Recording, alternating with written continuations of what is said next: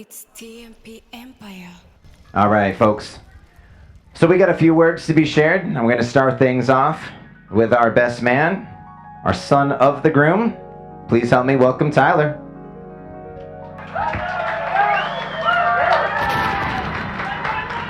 Thank you, everybody. Appreciate everyone coming out. You guys look amazing. Love you guys. I'd like to take a second for a toast. Would be alcohol, but I have water, so yeah. I mean, chug it. They wouldn't let me drink until after my speech, so this will be short. But I do want to toast for you guys. Want to look at the most important people in the room, the bartenders. But yeah, toast to you guys. You're married. You guys. You're grateful.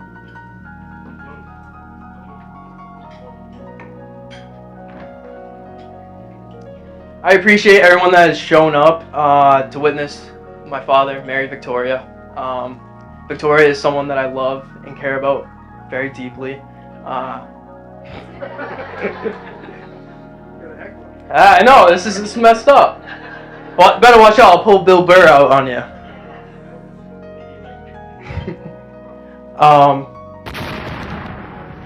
It's crazy how many people will show up for free food. You know,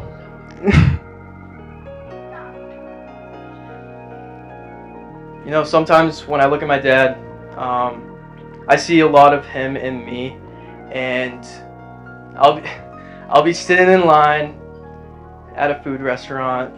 They're taking forever, and I'll just be standing there doing crossed arms, legs tapping the foot, just giving that evil eye. And without even looking over, I feel it off of him. I could just tell he's doing the same exact thing. And yeah, no, it does not. No, it does not. And when I see him do that, it makes me relieved, because I'll look at him and I'll just take a seat. I'll take a seat and I'll just sit there and watch him get mad. And it's funny because he'll notice me sit down and I feel like he gets double the anger and he gets even more pissed at the people. So you'll start seeing steam come out of his ears. It's awesome. It relieves me. I don't have to deal with the anger. So it gives me enjoyment, and I don't have to do that. So thank you for that. But when I see him doing that, I could tell in his mind all he's thinking about is that he wants a goddamn lobster roll. That is all he wants. Just some food. Foodie right here. Over the years, like I said, I just see more of me in my father, and it feels amazing. Standing under the shadows of a great man and being grown up into a great man.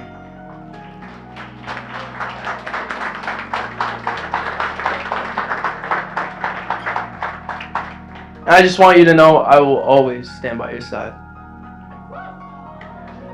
I love you. I do.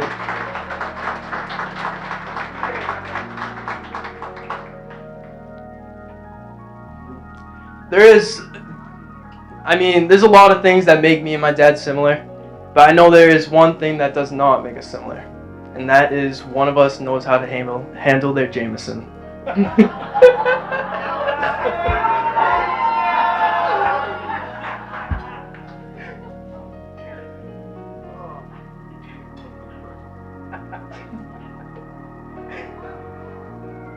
One of us knows how to give a toast.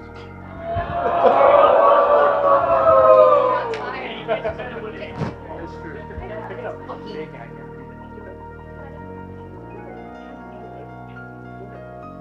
In all honesty, there isn't too much to put on my dad. He's an amazing person, amazing father, amazing figure to look up to.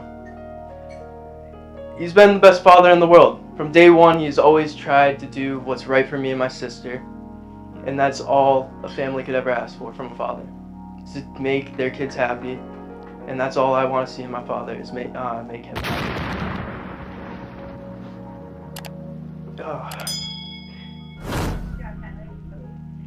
He's an inspiration to me because he didn't grow up from much. He had a tough life growing up, and he made the best of it. And once he had me and my sister, he looked at the bigger picture, us, and all he wanted to do was make us happy, and that's all it was.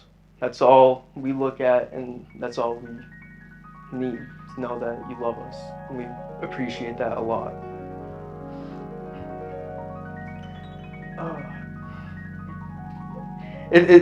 Being the best man, it feels great. It's really an honor to be up here as your best man. Thank you. I'm really happy for you. We're all ecstatic for the new addition to the Coletti family. I keep forgetting the mic.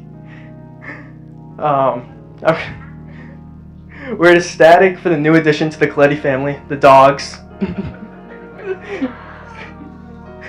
I'm just kidding. Seriously though, Victoria, you're the best. I'm so happy for you guys. I wish you the best for the many years to come. I love you guys. Clifford and Cora made me say that. Now I'm going to hug you guys and get a damn drink.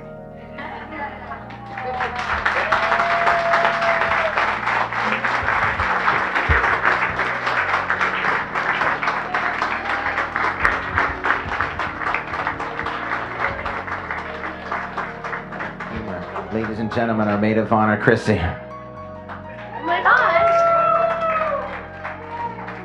Thank you. Oh, I just messed up my hair with that one. So I'm gonna toast with champagne because I have no parental controls set for me tonight. So first and foremost, Victoria, you make the most stunningly beautiful bride. You truly are the most beautiful woman in the room. I've never seen someone look at a bride the way Dave looked at you walking down the aisle today. The last time I saw Dave look remotely close to that happy was about an hour ago when they announced your hors d'oeuvres were ready. But, Dave, I really want to thank you for making it this weekend. I heard you had to postpone your colonoscopy to attend. That was extremely brave of you. I'm not trying to say Dave is old, but AARP did offer to sponsor this event. So make sure you grab your pamphlets on the way out, everybody, all right? Don't forget. So I'm getting ahead of myself. I almost forgot to introduce myself. If I haven't had the chance to meet you, my name is Chrissy, and I have been Victoria's best friend since 2005. We actually met in 2002, but we couldn't stand each other. As you can see, things eventually changed for the better, and Victoria is not only my best friend, she's my sister. She's the sister I never had, but I actually biologically have one. Victoria, growing up with you, I always looked up to you. You're the definition of loyal. I could probably accidentally total your car and you'd be like, it's fine, I have insurance, I love you, you're still so perfect. In high school, I always looked up to you for your kindness to anyone who ever came in your presence. I always said in high school, you could have sat at any lunch table because you treated everyone so kindly, no matter where they stood in the social hierarchy of high school, because you were everyone's friend. And even now, you're the first person to help a stranger with a cane up the stairs. You hold the door open for any elderly person. And when you're driving, you always let people turn in front of you, which I'm not actually a fan of, but that's because I'm always in a rush. We for sure haven't always agreed on everything, and we've had our fair share of fights, but I'm glad we can always have always been able to set aside our differences and find a common ground on how we can relate to each other, both having fathers who were mailmen, grandfathers who played basketball together back in the day, our passion for true crime, love for drama TV series like One Tree Hill and Grey's, and impatience for people who chew loudly. I love you, and I'm so honored to be your maid of honor. So, let's take a look at this beautiful couple right here, right? That's why we're all here. The first time I heard Victoria mention Dave's name is when she came home from their first official date. She lived with me at the time and didn't tell me she had a date before she left the house. I just remember seeing her getting ready, looking all cute, and was like, what you doing? So, just to make sure she was safe, I stalked her ass. I figured out they were at the grist mill, so I popped my head in to see this silver fox named Dave gazing into my friend's eyes, practically hypnotizing her. I knew at that moment I had lost her. Goner. Total goner. Victoria never saw me at grist mill that day, by the way. But when she came home, I demanded an explanation. She started with, so yeah, his name's Dave, he's from Taunton, he's like so nice, so respectful, such a gentleman. And I was like, go on. And she was like, he's 41 and has 2 kids, he has a Mustang too. And I was like, wait, rewind, stop, what? Back it up.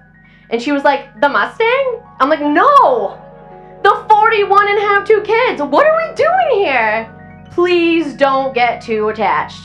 Thankfully, Victoria has never been good at taking my advice on guys, and now 5 years later, you're marrying the guy I told you not to get too attached to. Once I really got to know Dave, I became less bitter that Victoria didn't take my advice.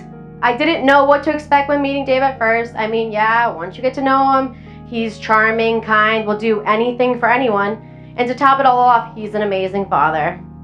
So I kind of figured out why Vic took so long to introduce me to Dave. She was afraid I was going to like him more than I like her. But Dave is otherwise a kind of hard person to read by first look. You meet him, and he's 6'2" with all the muscles, besides his calves. And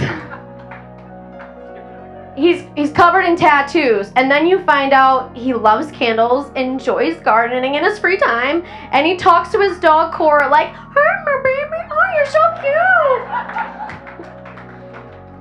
Way to bust through every stereotype of being a meathead, by the way. Congratulations. Dave, I remember being fully won over by you when I realized Victoria was dating the literal male version of me. From how we prefer our burgers thin like McDonald's, to how you prefer drums over flats, loving Grand Theft Auto, the game, of course, watching The Challenge, yellow cupcakes and chocolate frosting, I could go on and on and on. The most important thing that we do have in common, though, is our love for that girl right there. The day you two met could easily be considered one of the best days of my life, too. Not only because of how much I adore you as a person, Dave, but because from that day on, I was put at ease knowing Victoria's heart was safe. In that day in DR in 2020, when you told me you were going to propose, I thought, God, she finally found someone who knows her worth and appreciates her. And Dave, you were one of the best people in my life too. I would honestly take a bullet for you, and I'm so happy I'm stuck with you forever too. I admire how you two are always looking out for each other. You two do great things for each other, and it's truly inspiring. You're both very driven people who have seamlessly integrated your lives together. And so now I hear it's typical to end off giving some sort of marriage advice in your speech. However, I'm no expert on marriage, but I am an expert on Victoria. So Dave, since my best friend has abandoned me for life, now that you've given her an in-ground pool, a puppy, and everything she could ever wish for, I guess I'll share some insight from someone who has spent most of her life with her. So, number 1, love Clifford like he were your own. 2, always tell her how pretty she looks. 3, always be prepared for her to cry at any given moment. I wouldn't dare call her sensitive though, but she has given Kleenex the majority of their business. And this is super important, so please do not forget. Practice reciting these 3 words to Victoria, and I guarantee you success in any scenario. You are right. Today, Victoria, I not only continue to look up to you in regard of how kind and selfless you are, but additionally, I look up to you in how well you treat your partner, how you've represented that true love is real, and how amazing of a mother you are. Amber and Tyler are so lucky to have you. And as someone who has watched your relationship with Dave from the very beginning, I look up to you in how to have a loving partnership that continues to surprise each other and be supportive of each other each and every single day. So with that being said, let's raise our glasses to the power of love that makes all these wonderful things happen. To Mr. David Coletti and Mrs. Victoria Coletti. Here's to the groom who has a bride so fair, and here's to the bride with a groom who is so rare. Cheers.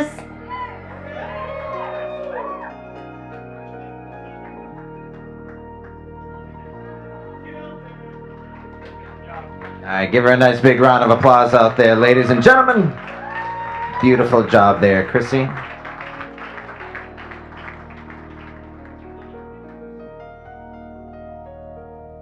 Hello everyone, I'm sure we have, but if we have not met, I'm Amber, the lovely daughter of the groom.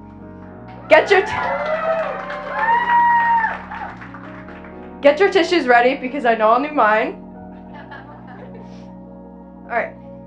First of all, I would like to say congratulations to both my dad and Victoria as they begin their new journey. To me, family isn't only defined by last names or by blood. It could be signified by love and commitment.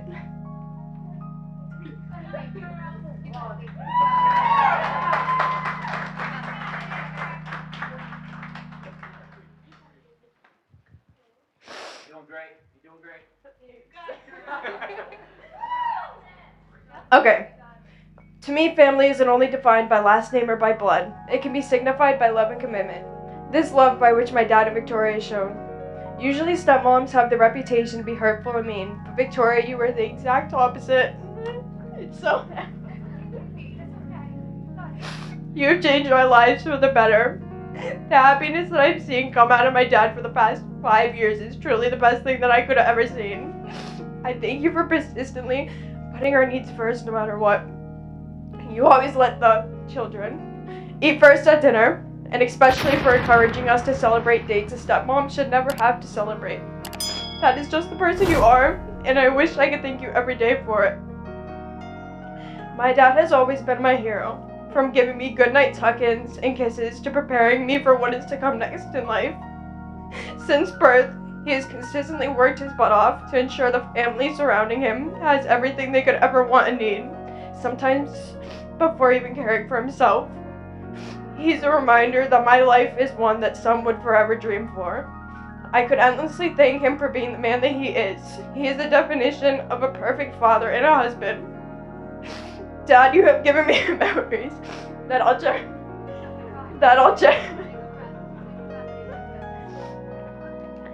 cherish forever, like eating wings in the parking lot together on our weekly Walmart trips, or secretly having trips to Taco Bell after school.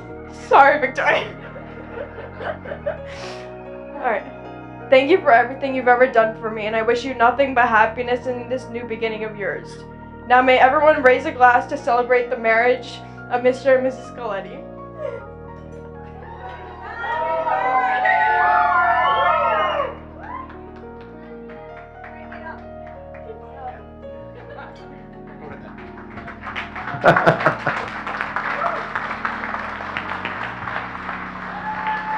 All right, come on, you guys can do better than that. Those were some fantastic speeches. Show them some love. Empire.